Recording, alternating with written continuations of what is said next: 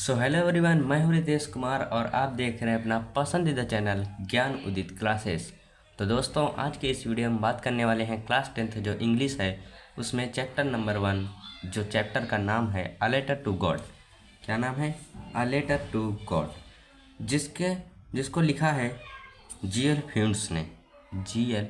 ह्यूंट्स, इसको क्या पढ़ेंगे? जी.एल. ह्यूंट्स। और आज इस वीडियो में हम इसी चैप्टर का सारांश जानेंगे कि इस चैप्टर में क्या था। तो आइए हम जानते हैं इस चैप्टर का सारांश। तो आइए हम देखते हैं हम इस चैप्टर की summary of the lesson in English देखेंगे और फिर हिंदी देखेंगे। देखिए, लिंचो was a farmer who lived in a house. देखिए शुरुआत से दिखाते हैं आपको पूरा, इतनी हमारी समझ रहेगी और इसी को फिर हम हिंदी में देखेंगे। सबसे पहले हम इंग्लिश में देख लेते हैं और फिर उसके बाद हम हिंदी में देखेंगे। ठीक है, देखिए लिंचो was a farmer who lived in a house on a लो हिल। लिंचो था जो एक लिंचो था, लिंचो नाम का एक किसान था जो अपने घर में रहता था लो हिल। लो हिल मतलब है कि ऊंची पहाड़ी की छोटी पहाड़ी की सबसे टॉप पर रहता था। ठीक है, he could see his field from there, वहां से वो अपने फील्ड को देख सकता था। He expected a good harvest that year, वह इस साल एक गुड हार्वेस्ट को एक्सपेक्ट कर रहा था। His field needed some rain, उसकी फील्ड को कुछ बारिश की जरूरत थी। His dream were fulfilled at lunch when big drops of rain started falling. Lincho was very happy at this. However, his joy was so short-lived because the rain was followed by a hailstorm. It hailed for an hour and his crops was totally destroyed. Lincho was sad and at heart. He told his family members that they would go hungry that year. The whole family was upset. Lincho kept on thinking throughout the night. He had only one hope, and that was a help from God. He knew that God knew everything and that he would not allow him and his family to die of starvation. The next morning he went to the town and wrote a letter to God, asking him to send 100 pesos for sustenance. He addressed the envelope to God and dropped it in the letter box of the post office. The postman took the letter to God. The postmaster was greatly impressed in the faith of God. Had in God. After reading the letter, he came to know that Lencho wanted 200 pesos from God. He thought over the matter and decided to answer letter. Answer देने के लिए उसने decide किया. The postmaster collected money from different sources. However, he could not collect the required amount. He put the money in an envelope and signed sender name as God. The next Sunday, when Lencho reached the post office, he inquired whether any letter had come for him. The postman gave him the letter. The postmaster was watching him from a distance. Lencho counted the money without any surprises. He became angry and asked for a paper and ink. Lencho wrote another letter. He requested God to send the remaining 30 pesos because he got only 70 pesos. He further wrote that God should not send the money through the mail because the post office employees were a bunch of crooks. आइए, अभी हमने इसको English में पढ़ा, अब हम इसको हिंदी में जानते हैं कि क्या था उस कहानी का मतलब। तो देखिए, हिंदी में हम उस कहानी का सारांश देखते हैं। लेंचो एक किसान था जो एक नीची पहाड़ी पर बने हुए घर में रहता था। वहाँ से अपने खेतों को देख सकता था। उसे उस वर्ष अच्छी फसल की आशा थी। उसके खेत को कुछ वर्षा की आवश्यकता थी। उसका सपना दोपहर के भोजन के समय पूरा हुआ जब वर्षा की बड़ी बड़ी बूंदें गिरने लगी। लेंचो इस बार बहुत प्रसन्न हुआ, लेकिन उसकी खुशी अल्प समय तक रही, क्योंकि वर्षा के पश्चात ओले पड़ने लगे। ओले 1 घंटे तक पड़े तथा उसकी पूरी फसल बर्बाद हो गई। लेंचो के दिल में दुख था। उसने अपने परिवार के सदस्यों को कहा कि उस वर्ष उन्हें भूखा रहना पड़ेगा। पूरा परिवार परेशान था। लेंचो पूरी रात सोचता रहा। उसे केवल एक ही आशा थी और वह थी भगवान से सहायता की आशा।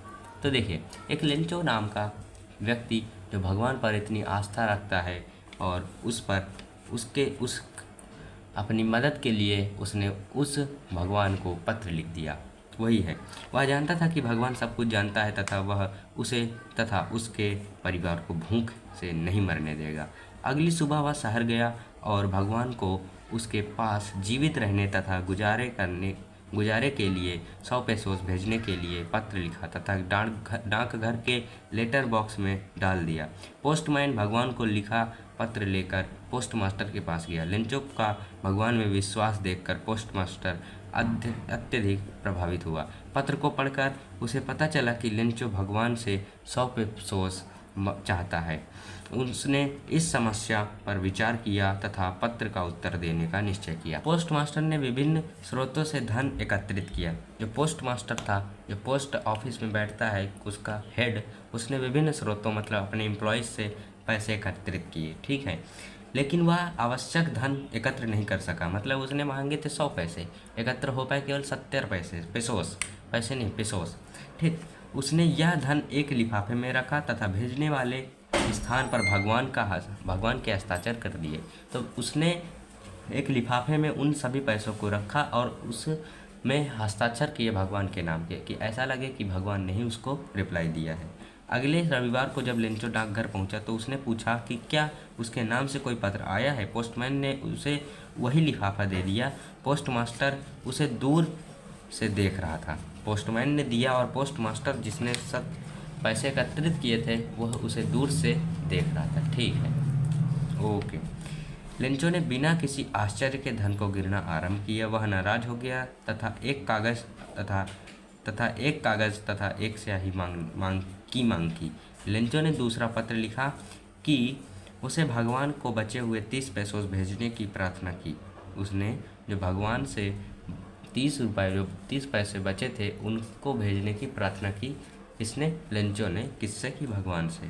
ठीक है, क्योंकि उसे केवल 70 पैसों ही मिले थे। उसने आगे लिखा कि भगवान को धन डाक द्वारा नहीं भेजना चाहिए, क्योंकि डाक धर्म मतलब जो डाक के कर्मचारी हैं वो धोखेबाज हैं। ये हमने इस चैप्टर में समझ लिया है।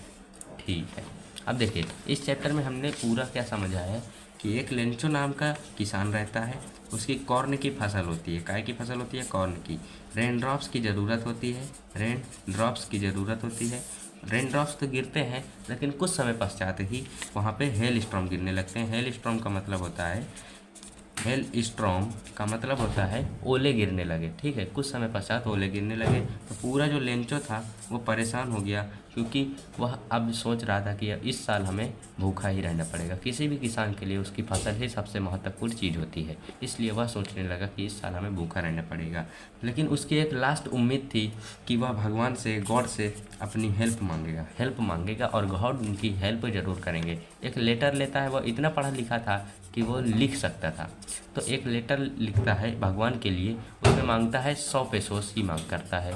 100 पेसोस की मांग करता है। ये जो वर्ड है 100 पेसोस, आप इसको 100% याद कर लीजिएगा, क्योंकि ये एग्ज़ाम की दृष्टि से बहुत ही इम्पोर्टेंट वर्ड है। ठीक है, इतना समझ गए। अब जब लेंचो को जब पोस्ट मास्टर को ये मिलता है पत्र, पोस्ट मास्टर जब देखता है इस पत्र को तो वो हंसता है पहले तो, फिर इमीडिएटली वो शांत हो जाता है, मतलब आश्चर्यचकित हो जाता है कि इसका इतनी आस्था है भगवान पर कि ये इसने पत्र लिख दिया भगवान के लिए। तब वो शांत हो जाता है और फिर 70 पैसों से एकत्र कर पाता है अपने एम्प्लॉयज़ के सहारे। 70 पैसे एकत्र कर पाता है अपने एम्प्लॉयज़ के सहारे। फिर उसने क्या किया? फिर उसने एक एनवलप में उन सभी पैसों को भर दिया और गॉड के सिग्नेचर कर दिए, कि ऐसा लगे कि लेंचो को ऐसा लगे कि गॉड ने ही हमको रिप्लाई दिया है। ये समझ आ गया। अब देखिए इसके बाद क्या है। अब हम इसके बाद समझते हैं कि जब लेंचो ने उन पैसों को गिना तो वो एंग्री हो गया, मतलब गुस्से से लाल हो गया, क्योंकि उसको केवल 70 पैसे मिल रहे थे, मांगे थे 100 पैसे। उसको पता था कि भगवान जो है मेरे साथ धोखा नहीं करेगा, वो पूरे के पूरे पैसे भेजा होगा। लेकिन जो 30 पैसे जो हड़प हो गए हैं वो सारे पैसे इन्हीं पोस्ट मास्टर लोगों ने खा लिए हैं। इसलिए वह एक इंक और पेपर की मांग करता है और उसमें लिखता है कि भगवान जो बचे हुए 30 पैसे हैं, पेसोस हैं, वो मुझे दीजिए। इसकी एक शर्त रखी कि कैसे देंगे, बिना पोस्ट ऑफिस के सहारे, मतलब थ्रू द मेल हमको नहीं चाहिए, क्योंकि जो मेल वाले हैं वो बंच ऑफ क्रूक हैं। क्या है? बंच ऑफ क्रूक्स, मतलब होता है बदमाशों का झुंड है, बदमाशों का एक झुंड है। तो इसलिए ये यहीं पे हमारा चैप्टर समाप्त होता है। और ये जो बंच ऑफ क्रूक है ये बहुत ही इम्पॉर्टेंट है एग्ज़ाम की दृष्टि से, क्योंकि ये आयरनी है इस चैप्टर की। आशा करते हैं आपको ये पूरा चैप्टर समझ आया होगा। यदि समझ आया हो तो वीडियो को लाइक, शेयर और चैनल में नए हो तो चैनल को सब्सक्राइब जरूर करें। हम मिलते हैं जल्दी नेक्स्ट वीडियो में नए टॉपिक के साथ में। तब तक के लिए बाय। जय हिंद, जय भारत।